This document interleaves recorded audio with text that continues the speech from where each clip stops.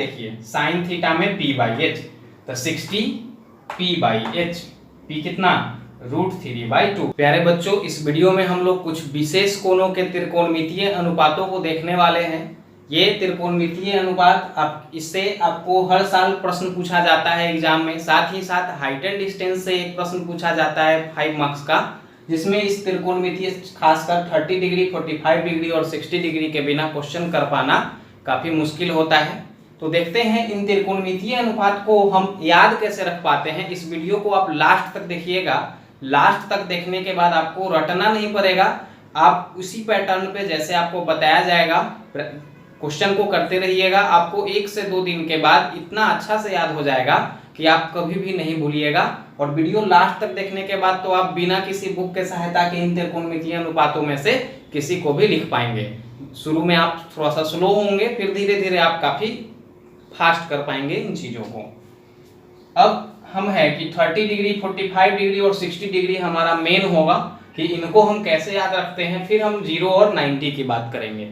तो 30 और 45 और 60 के लिए आपको 2 ट्रायंगल याद रखना है, एक 45 के लिए और दूसरा आपको याद रखना है 30 और 60 के लिए। मान लीजिए यहाँ 30 है, यहाँ 60 है, ये 90 हमारा राइट एंगल फिक्स है, यहाँ पे 45 है और यहाँ भी 45 है, क्योंकि 45 वाले एंगल में दोनों एंगल इक्वल होगा।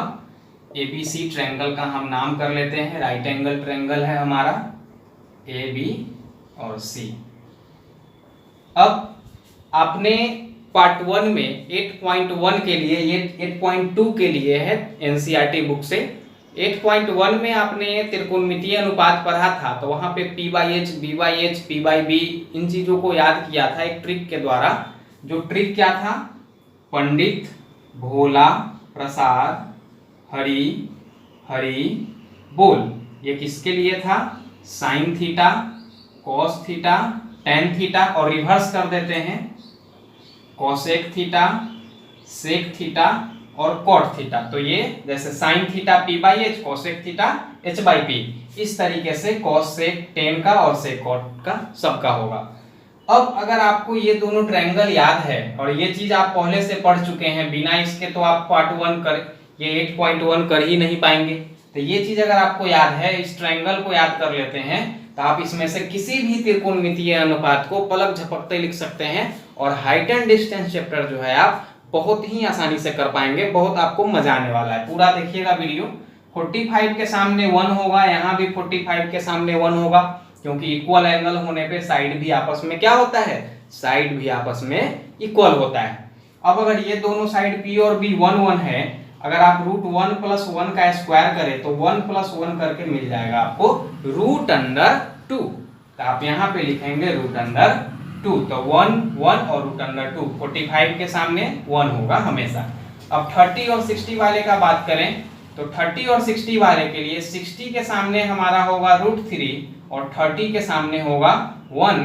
अब 1 √3 और 1 है, तो आप देखिएगा √3 का स्क्वायर + 1 का स्क्वायर 3 + 1, 3 + 1 4 और 4 का स्क्वायर रूट करने पे क्या मिलेगा?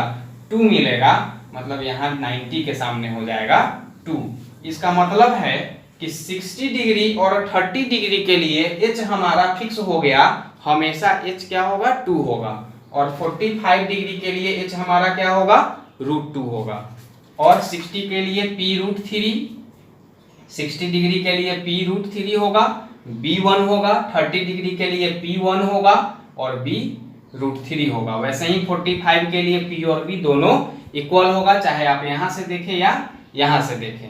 अब आप अगर कोई भी त्रिकोणमितीय अनुपात इसमें से लिख सकते हैं। जैसे अगर हम बात करें, आपको लिखना है साइन 30 का वैल्यू, तो साइन थीटा क्या होता है? p/h होता है, ये तो आपको याद है मन में पहले से, साइन थीटा p/h।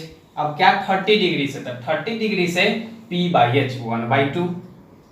देखिए आप कोई भी त्रिकोणमितीय अनुपात, अगर ये ट्रायंगल आप लिख लेते हैं, ड्रॉ कर लेते हैं या आपके दिमाग में है, तो कोई भी त्रिकोणमितीय अनुपात आप लिख सकते हैं 30, 45 और 60 से।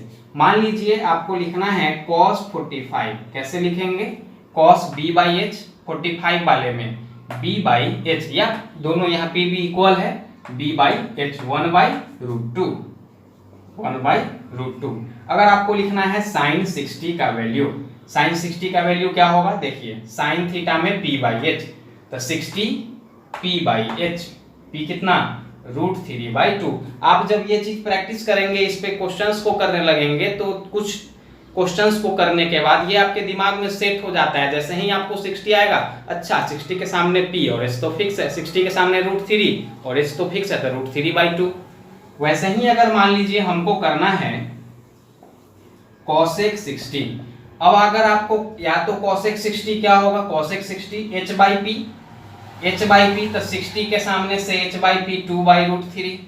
अगर ये चीज आपको करने में दिक्कत होता है तो आपको पता है कि साइन का उल्टा कोसेक, कॉस का उल्टा सेक, टेन का उल्टा कॉट होता है। तीन वैल्यू अगर आप याद करते हैं साइन कॉस टेन, तो कोसेक सेक कॉट याद करने की जरूरत नहीं है। हम क्या करेंगे, रिवर्स कर देंगे, अंश को हर कर देंगे और हर को अंश कर देंगे। यही तो चेंज होता है, ऊपर वाला नीचे और नीचे वाला ऊपर। अब साइन 60 √3/2 था, तो कॉस 60 क्या होगा, 2 ऊपर चला जाएगा, √3 नीचे आ जाएगा। ऐसे तो हमको अगर इस तीनों में से किसी को करना होगा, अगर कॉस हमको करना है 45, कोसेक 45 करना है, तो कोसेक किसका, साइन का, तो साइन का क्या होगा 45, 1/√2, तो कोसेक का क्या √2/1, तो √2।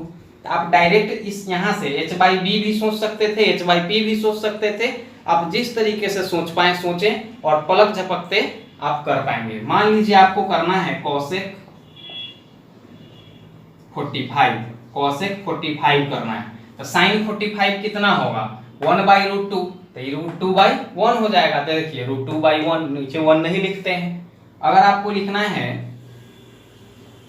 सेक 30, अब सेक 30 का वैल्यू क्या होगा, तो सेक 30, एक तो आप क्या करते हैं, तो एक पहला क्या कर सकते हैं कि सेक क्या होगा h/b, सेक थीटा क्या h/b। अब 30 से हमको देखना है h/b, तो 30 से h/b 2/√3।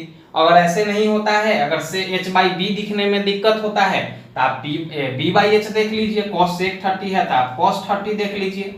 cos 30 क्या होगा, तो 30 डिग्री से b/h √3/2, इसी का रिवर्स ये हो जाएगा। तो इस तरीके से आप कोई भी त्रिकोणमितीय अनुपात पलक झपकते लिख सकते हैं। अगर आपको लिखना है tan 30 डिग्री, तो tan 30 से tan क्या होता है, tan थीटा p/b, तो 30 से p/b 1/√3 देखिए tan 30 1/√3।